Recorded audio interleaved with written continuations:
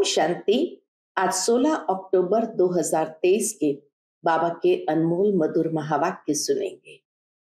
आज की मुरली में बाबा कहे, तुम बच्चों को बाबा से श्रेष्ठ ते श्रेष्ठ श्रीमत मिलती है जिससे तुम सदगति को पाते हो।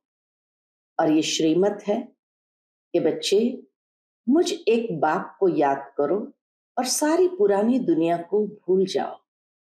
इसी को ही बलिहार जाना कहा जाता है, यही जीते जी मरना कहा जाता है। और इस श्रेष्ठ मत से ही तुम्हारी श्रेष्ठ गति होती है। बाबा कहे, इस ज्ञान मार्ग से तुम 21 जन्मों के सुख को पाते हो, और वह भी स्वर्ग का सुख। बाकी भक्ति के माध्यम से तुम एक जन्म के लिए क्षणभंगुर और सीमित सुख को पाते हो। तो अभी यही सोचना है कि हमें स्वर्ग का 21 जन्म का सुख चाहिए या भक्ति मार्ग का एक जन्म का क्षणभंगुर सुख चाहिए। सुनते हैं बाबा के आज के अनमोल मधुर महावाक्य। ओम शांति। मीठे बच्चे, ज्ञान का सुख 21 पीढ़ी चलता है। वह है स्वर्ग का सदा का सुख। भक्ति में तीव्र भक्ति से अल्पकाल क्षणभंगुर सुख मिलता है। आज की मुरली से प्रश्न है, किस श्रीमत पर चलकर तुम बच्चे सदगति को प्राप्त कर सकते हो? उत्तर, बाप की तुम्हें श्रीमत है, इस पुरानी दुनिया को भूल एक मुझे याद करो। इसी को ही बलिहार जाना अथवा जीते जी मरना कहा जाता है। इसी श्रीमत से तुम श्रेष्ठ ते श्रेष्ठ बनते हो। तुम्हारी सदगति हो जाती है। साकार मनुष्य मनुष्य की सदगति नहीं कर सकते। बाप ही सबका सदगति दाता है। आज की मुरली से पहले गीत बजा है, ओम नमो शिवाय। ओम शांति। बच्चों ने गीत सुना। गाया जाता है, ऊंचे ते ऊंचा भगवान। अब भगवान का नाम तो मनुष्य मात्र नहीं जानते, भक्त भगवान को नहीं जानते। जब तक कि भगवान आकर भक्तों को अपनी पहचान न दे। यह भी समझाया गया है, ज्ञान और भक्ति। सतयुग त्रेता है ज्ञान की प्रारब्ध। अभी तुम ज्ञान सागर से ज्ञान पाकर पुरुषार्थ से अपनी सदा सुख की प्रारब्ध बना रहे हो। फिर द्वापर कलयुग में भक्ति होती है। ज्ञान की प्रारब्ध सतयुग त्रेता तक चलती है। ज्ञान का सुख तो 21 पीढ़ी चलता है, और वह है स्वर्ग के सदा सुख। 21 पीढ़ी तक सदा सुख। नरक का है अल्पकाल क्षणभंगुर सुख। बच्चों को समझाया जाता है, सतयुग त्रेता ज्ञान मार्ग था, अर्थात ज्ञान मार्ग का प्रारब्ध था। नई दुनिया नया भारत था, उसको स्वर्ग कहा जाता है। अभी तमो प्रधान भारत नरक हो गया है। अनेक प्रकार के दुख है। स्वर्ग में दुख का नाम निशान नहीं रहता। गुरु करने की दरकार ही नहीं। स्वर्ग में गुरु करने की भी दरकार ही नहीं। भक्तों का उद्धार भगवान को ही करना है। अभी कलयुग का अंत है। विनाश सामने खड़ा है। बाप आकर ब्रह्मा द्वारा ज्ञान देकर स्वर्ग की स्थापना करते हैं, और शंकर द्वारा विनाश। ब्रह्मा द्वारा स्थापना, शंकर द्वारा विनाश, विष्णु द्वारा पालना कराते हैं। करण करावनहार शिव बाबा है। कराते हैं ब्रह्मा विष्णु शंकर के द्वारा। परमात्मा के कर्तव्य को कोई समझते नहीं। न परमात्मा का परिचय है, न वो क्या करते हैं वो जानते हैं, और कब आते हैं वो भी नहीं जानते। परमात्मा के कर्तव्य को कोई समझते नहीं। मनुष्य को पाप आत्मा, पुण्य आत्मा कहा जाता है। पाप परमात्मा, पुण्य परमात्मा नहीं कहा जाता। महात्मा को भी महान आत्मा कहेंगे, महान परमात्मा नहीं कहेंगे। आत्मा पवित्र बनती है, बाप ने समझाया है। पहले पहले मुख्य है देवी देवता धर्म। उस समय सूर्यवंशी ही राज्य करते थे, चंद्रवंशी नहीं थे। एक धर्म था।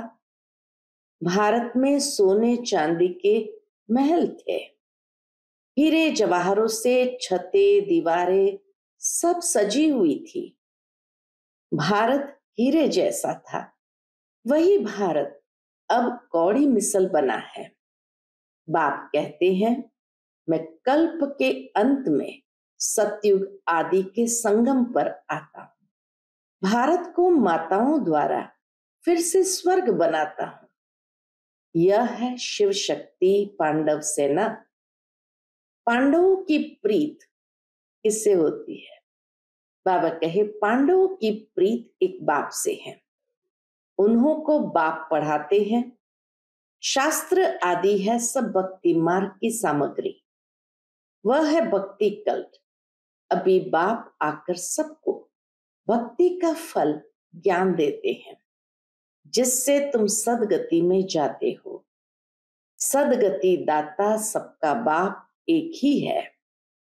बाप को ही ज्ञान सागर कहा जाता है। बाकी मनुष्य मनुष्य को मुक्ति, जीवन मुक्ति दे नहीं सकते। यह ज्ञान कोई शास्त्रों में नहीं है। ज्ञान सागर एक बाप को ही कहा जाता है। उनसे तुम वर्षा लेते हो, फिर सर्वगुण संपन्न 16 कलश संपूर्ण बन जाएंगे। ये देवताओं की महिमा है। लक्ष्मी नारायण है, 16 कला संपूर्ण। राम सीता है, 14 कला। ये पढ़ाई है, ये कोई कॉमन सत्संग नहीं है। जैसे दुनिया के अंदर आम सत्संग होता है, बाबा कहे ये कोई कॉमन सत्संग नहीं है। सत है ही एक, वही आकर सत समझाते हैं। यह है ही पतित दुनिया। पावन दुनिया में पतित होते ही नहीं, पतित दुनिया में पावन होते नहीं। पावन बनाने वाला एक ही बाप है। आत्मा कहती है शिवाय नमः। आत्मा ने अपने बाप को कहा नमस्ते। अगर कोई कहते शिव मेरे में है, तो फिर नमस्कार किसको करते हैं? यह अज्ञान फैला हुआ है। परमात्मा सर्वव्यापी, सब में ईश्वर है। बाबा कहे ये अज्ञान फैला हुआ है। अब तुम बच्चों को बाप त्रिकालदर्शी बनाते हैं।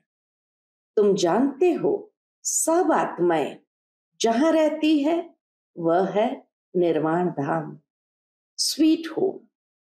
मुक्ति को तो सभी याद करते हैं, मोक्ष के लिए सभी कामना करते हैं, याद करते हैं। जहां हम बाप के साथ रहते हैं, अभी तुम बाप को याद करते हो। सुखधाम में जाएंगे तो बाप को याद नहीं करेंगे। अभी यह है ही दुख धाम। सभी दुर्गति में है। नई दुनिया में भारत नया था, सुखधाम था, सूर्यवंशी चंद्रवंशी राज्य था। मनुष्य को तो ये पता नहीं है कि लक्ष्मी नारायण और राधे कृष्ण का क्या कनेक्शन है। वह राजकुमारी व राजकुमार अलग अलग राज्य के हैं। ऐसे नहीं कि दोनों ही आपस में भाई बहन हैं। वह अलग अपनी राजधानी में थी। श्री कृष्ण अपनी राजधानी का राजकुमार था। उनका स्वयंवर होता है तो लक्ष्मी नारायण बनते हैं। सतयुग में हर चीज सुख देने वाली है, कलयुग में हर चीज दुख देने वाली है। सतयुग में किसी की अकाले मृत्यु नहीं होती। तुम बच्चे जानते हो, हम अपने परमपिता परमात्मा बाप से सहज राजयोग सीखते हैं। नर से नारायण, नारी से लक्ष्मी बनने के लिए ये स्कूल है। उन सत्संगों आदि में तो कोई एम ऑब्जेक्ट नहीं होती। वेद शास्त्र आदि सुनाते रहते हैं।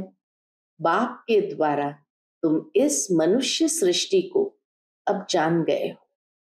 बाप को ही नॉलेजफुल, ब्लिसफुल, रहमदिल कहा जाता है। गाते हैं, ओ बाबा आकर रहम करो। हेवनली गॉड फादर ही आकर हेवन स्थापन करते हैं संगम पर। हेवन में बहुत थोड़े मनुष्य होते हैं, बाकी इतने सभी कहाँ जाएंगे? इतने सारे मनुष्य कहाँ जाएंगे? बाप सभी को मुक्ति धाम में ले जाते हैं। वो सभी मुक्ति धाम में जाएंगे। स्वर्ग में सिर्फ भारत ही था, फिर भी भारत ही रहेगा। भारत सचखंड यहाँ गाया हुआ है। इसी पृथ्वी के ऊपर भारत सचखंड गाया हुआ है। अभी तो भारत कंगाल बन गया है। पैसे पैसे के लिए भीख मांगते रहते हैं। भारत हीरे जैसा था, अब कौड़ी मिसल है। ये ड्रामा के राज को समझना है। तुम रचयिता बाप को और उनकी रचना के आदि मध्य अंत को जानते हो। मनुष्य गाते भी है। क्या गाते हैं? वंदे मातरम। परंतु वंदना किसकी किया जाता है? वंदना पवित्र की ही की जाती है। परमात्मा ही आकर वंदे मातरम कहना शुरू करते हैं। शिव बाबा ने ही आकर कहा है, नारी स्वर्ग का द्वार है। शक्ति सेना है ना, ये स्वर्ग का राज्य दिलाने वाली है, जिसको ही वर्ल्ड ऑलमाइटी अथॉरिटी राज्य कहा जाता है। तुम शक्तियों ने स्वराज्य स्थापन किया था, अब फिर से स्थापन हो रहा है। राम राज्य कहा जाता है सतयुग को। अभी भी कहते हैं राम राज्य को, परंतु वह कोई मनुष्य तो कर न सके। इनकॉर्पोरियल गॉड फादर ही आकर पढ़ाते हैं। उनको भी जरूर शरीर चाहिए, जरूर ब्रह्मा तन में आना पड़े। शिव बाबा तो तुम सब आत्माओं का बाप है। प्रजा पिता भी गाया हुआ है। पिता तो बाप ठहरा ना। ब्रह्मा को ग्रेट ग्रेट ग्रैंडफादर कहा जाता है। आदि देव और आदि देवी दोनों बैठे हैं, तपस्या कर रहे हैं। तुम भी तपस्या कर रहे हो। यह है राजयोग। ये तपस्या हमारी है राजयोग की। सन्यासियों का है हठ योग। वह कभी राजयोग सिखला नहीं सकते। गीता आदि जो भी शास्त्र है वह सब है भक्ति मार्ग की सामग्री। पढ़ते आए हैं, परंतु तमो प्रधान बन गए हैं। यह वही महाभारत लड़ाई है जिससे विनाश होना है। साइंस कोई वेदों में नहीं है, उनमें तो ज्ञान की बातें हैं। ये साइंस बुद्धि का चमत्कार है जो इन्वेंशन निकालते रहते हैं। विमान आदि बनाते हैं सुख के लिए, फिर पिछाड़ी में इनके द्वारा ही विनाश होता है। ये सुख का हुनर भारत में रह जाएगा। सुख की स्थापना बाप आकर कराते हैं, तो बाबा कहे ये सुख का हुनर भारत में रह जाएगा। दुख का हुनर मारने आदि का खलास हो जाएगा। सुख का हुनर अर्थात ज्ञान की प्रालब्ध, दुख का हुनर अर्थात मिसाइल्स के द्वारा सारी दुनिया को खत्म करना। साइंस का अक्ल चला आता है। ये बॉम्ब्स आदि कल्प पहले भी बने थे। पतित दुनिया का विनाश, फिर नई दुनिया की स्थापना होनी है। बाप कहते हैं तुमने 84 जन्म पूरे किए हैं। अब इस देह का अहंकार छोड़ मुझ बाप को याद करो, तो याद की योग अग्नि से विकर्म विनाश होंगे। रावण ने तुमको बहुत विकर्म कराए हैं। पावन बनने का तो एक ही उपाय है, तुम आत्मा तो हो ही। कहते भी हो मैं आत्मा, ऐसे नहीं कहेंगे मैं परमात्मा हूं। कहते हो मेरी आत्मा को रंज माने नाराज मत करो। आत्मा सो परमात्मा कहना यह तो बहुत बड़ी भूल है। अभी है तमो प्रधान व्यभिचारी भक्ति। जो आया उनको बैठ पूछते हैं। अव्यभिचारी एक की भक्ति और व्यभिचारी भक्ति माना अनेकों की भक्ति। अव्यभिचारी एक की याद को कहा जाता है। अब व्यभिचारी भक्ति का भी अंत होना है। बाप आकर बेहद का वर्षा देते हैं। सभी को सुख देने वाला एक बाप है, दूसरा न कोई। बाप कहते हैं मुझ एक के साथ बुद्धि योग जोड़ने से ही अंत मते सुगति हो जाएगी। मैं हूं ही स्वर्ग का रचयिता। ये कांटों की दुनिया है, एक दो में लड़ते झगड़ते रहते हैं। अभी यह पुरानी दुनिया बदल रही है। ज्ञान अमृत का कलश माताओं पर रखते हैं। यह है नॉलेज, परंतु विष की भेंट में अमृत कहा गया है। यह नॉलेज विष की भेंट में अमृत कहा गया है। कहा भी जाता है अमृत छोड़ विष काहे को खाए। श्रीमत से ही तुम श्रेष्ठ बनेंगे। परम पिता परमात्मा आकर श्रीमत देते हैं। श्री कृष्ण भी श्रीमत से ऐसा बना है। श्री कृष्ण ने भी ये प्रारब्ध अगर पाई है तो परमात्मा की श्रीमत पर चलने से ये समझने की बातें हैं। ये सारी पुरानी दुनिया को भूल एक बाप को याद करना है। बलिहार भी अभी जाना होता है। इनको ही जीते जी मरना कहा जाता है। भक्ति मार्ग की बातें अलग है, वह है भक्ति कल्ट। भक्ति के तो ढेर गुरु है, परंतु सदगति दाता एक ही निराकार परम पिता परमात्मा है। साकार मनुष्य मनुष्य की सदगति कर नहीं सकते, सदा के लिए सुख दे नहीं सकते। कोई भी मनुष्य मनुष्य को सदा के लिए सुख नहीं दे सकते। सदा सुख देने वाला, सदा माना 21 जन्म स्वर्ग का सदा सुख देने वाला एक बाप है। ये पाठशाला है। एम ऑब्जेक्ट भी बाप बतलाते हैं। कहते हैं तुमको स्वर्ग के सुख का वर्षा मिलेगा, बाकी सब मुक्ति धाम में चले जाएंगे। शांति धाम, सुख धाम और यह है दुख धाम। यह चक्र फिरता रहता है। इसको स्वदर्शन चक्र कहा जाता है। इस ड्रामा के चक्र से कोई छूट नहीं सकता है। बना बनाया अविनाशी पाठ है हर एक का। बाप तुमको पढ़ाकर मनुष्य से देवता बना रहे हैं। तो जितना जो पढ़ेंगे तो कोई राजा बनेंगे, कोई प्रजा बनेंगे। सूर्यवंशी डिनाइस्टी है ना। सतयुग में सूर्यवंशी थे तो और कोई नहीं थे। भारत खंड ही ऊंचते ऊंच सचखंड था। अब झूठ खंड बना है। इसको रौरव नरक कहा जाता है। पैसे के लिए कितनी मारामारी होती है।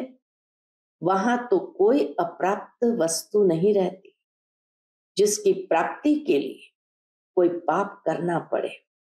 बाप ही इस भ्रष्टाचारी दुनिया को श्रेष्ठाचारी बना रहे हैं इन माताओं द्वारा। इन्हों को बाप वंदे मातरम कहते हैं। नवरात्र के ये पावन दिनों में बाबा सभी माताओं को वंदे मातरम कहते हैं। सन्यासी नहीं कहते वंदे मातरम, उनका है हक का सन्यास। वह तो और ही तिरस्कृत करते हैं माताओं को। तो बाबा कहे उनका है हद का संन्यास, यह है बेहद का संन्यास। सारी दुनिया का बुद्धि से संन्यास करना है, शांति धाम सुख धाम को याद करना है, दुख धाम को भूल जाना है। बाप का ये फरमान है। बाप आत्माओं को समझाते हैं, तुम इन कानों से सुनते हो। शिव बाबा इन ऑर्गन्स द्वारा तुमको समझाते हैं। वह है ज्ञान सागर। ये कोई साधु संत महात्मा नहीं है। समझाने वाला बेहद का बाप है। ये कोई साधु सन्यासी महात्मा नहीं है। अच्छा, मीठे मीठे सिकिलदे बच्चों प्रति माता पिता बाप दादा का याद प्यार और गुड मॉर्निंग। रूहानी बाप की रूहानी बच्चों को नमस्ते। हम सभी रूहानी बच्चों की रूहानी माता पिता बाप दादा को याद प्यार, गुड मॉर्निंग और नमस्ते। नमस्ते, शुक्रिया बाबा, शुक्रिया। आज की मुरली से धारणा के लिए मुख्य सार है। पहली पॉइंट, बाप पर पूरा बलिहार जाना है। देह का अहंकार छोड़ योग अग्नि से विकर्म विनाश करने हैं। दूसरी पॉइंट, एम ऑब्जेक्ट को बुद्धि में रखकर पढ़ाई करनी है। बने बनाए ड्रामा को बुद्धि में रखकर स्वदर्शन चक्रधारी बनना है। आज का बाप दादा का मधुर वरदान है, सदा उमंग उत्साह के पंखों द्वारा उड़ती कला में उड़ने वाली श्रेष्ठ आत्मा भव। सदा उमंग उत्साह के पंखों द्वारा उड़ती कला में उड़ने वाली श्रेष्ठ आत्मा भव। ज्ञान योग के साथ साथ हर समय, हर कर्म में, हर दिन नया उमंग उत्साह बना रहे। यही उड़ती कला का आधार है। कैसा भी कार्य हो, कोई सफाई का हो, बर्तन मांजने का हो, साधारण कर्म हो, उसमें भी उमंग उत्साह नेचुरल और निरंतर हो।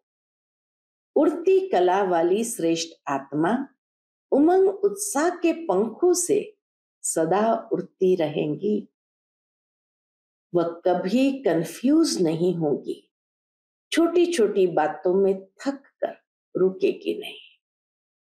आज का स्लोगन है, जो निर्माण चित्त अथक और सदा जागती ज्योत है, वही विश्व कल्याणकारी है।